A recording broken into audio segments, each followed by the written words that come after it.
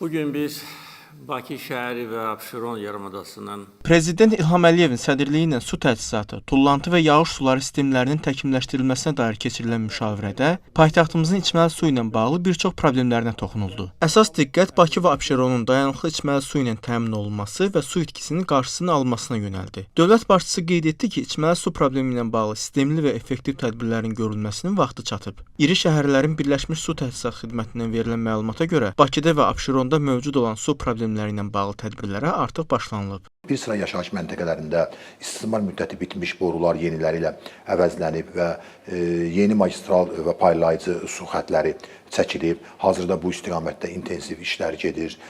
Məsələn, 2025-ci ilin 13 ay ərzini götürsək, Bakı şəhəri və Abşeron rayonu üzrə 10,4 kilometr magistral su xətti, 91,1 kilometr şəbəkə xətti, 38 kilometrdən çox ev birləşmələri verilib.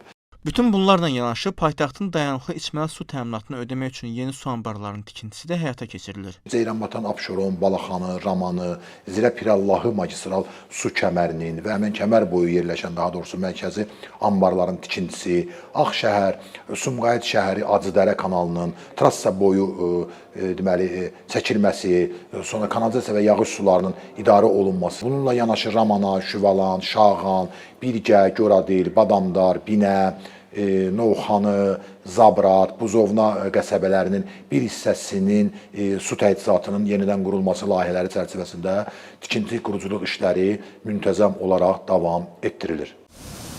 Ekoloq Rövşən Abbasovun sözlərinə görə Bakı şəhərinin dayanıqlı içməli su təminatını ödəmək üçün alternativ su mənbələrindən istifadə vacibdir. Məhz buna görə də Xəzər dənizinin duzsuzlaşdırılması layihələrinə start verilmişdir.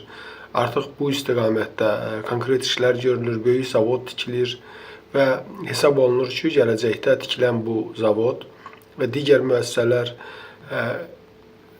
Bakı rayonunun özünün su mənbəyinə, etibarlı bir su mənbəyinə çevriləcək. Bəli, Xəzər dənizinin duzluluğu dünya okeanı ilə müqayisədə 3 dəfə aşağıdır və bu da ona ümid verir ki, duzsuzlaşdırılma xərcləri dünya səviyyəsi ilə müqayisədə daha aşağı olacaq və bu alternativ su mənbəyi kimi həm də Bakıya digər ərazilərdən gətirilən suların azalmasına səbəb olacaq.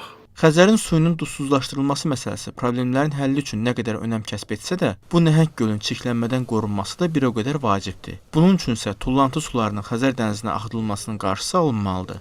Bu əlbəttə ki, Xəzər dənizində ekoloji vəziyyətin yaxşılaşdırılmasına səbəb olacaq. Bakı şəhərində sanitar gigiyena infrastrukturunun yaxşılaşdırılmasına səbəb olacaq. Paralel olaraq Abşeron göllərinin su balansının bərpa olunmasına xidmət edəcəkdir.